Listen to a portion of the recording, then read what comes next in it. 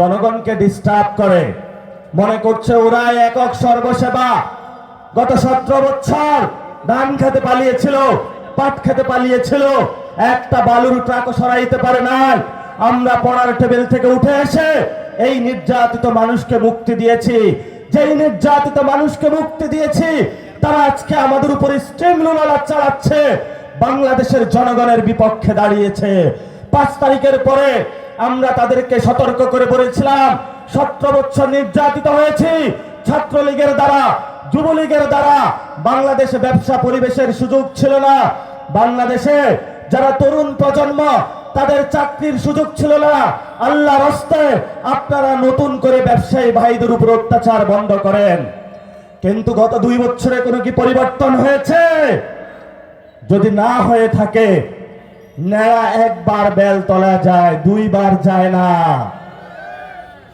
যদি আমাদের সাথে তারা সেই প্রতারণা করেই থাকে, তাহলে আমাদের এখন সিদ্ধান্ত নেবার সময় এসেছে।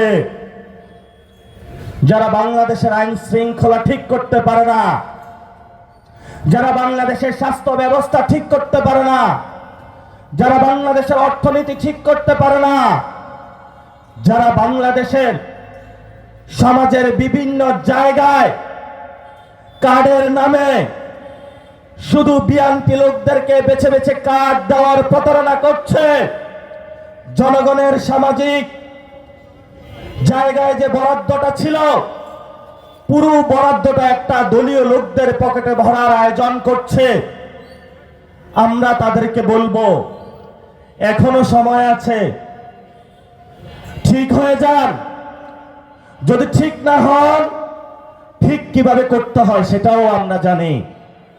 কারণ জনগণ 2024-এ যেইভাবে ঠিক করার জন্য লাঠি প্রস্তুত করেছিল, বাঁশ প্রস্তুত করেছিল, আমাদের বাংলাদেশের বাঁশ বাগানও হারায়া যায় নাই, আর লাঠির ফ্যাক্টরিও হারায়া যায় নাই। হাজী শরীয়তুল্লাহ লাঠিয়াল বাহিনী বানিয়েছিল, যারা সমাজে মানুষের উপর অত্যাচার করে। তারা যদি কানে না শুনে, তাহলে তাদেরকে লাঠি দিয়ে পায়ে বাড়িয়ে তারপরে তাদেরকে শুনাইতে হবে। আমরা অনেক ধৈর্য ধারণ করছি। আমরা আপনাদেরকে গত 5 মাস সুযোগ দিয়েছি, লাইনে আসেন, বেলাইনে হাঁটবেন না।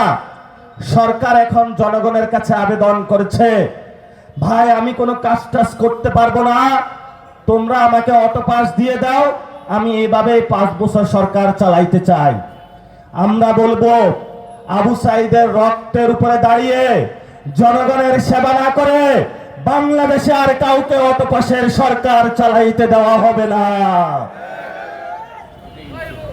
শেখ হাসিনা অটো পাস সরকার চালিয়েছিল ভারতের নেতৃত্বে।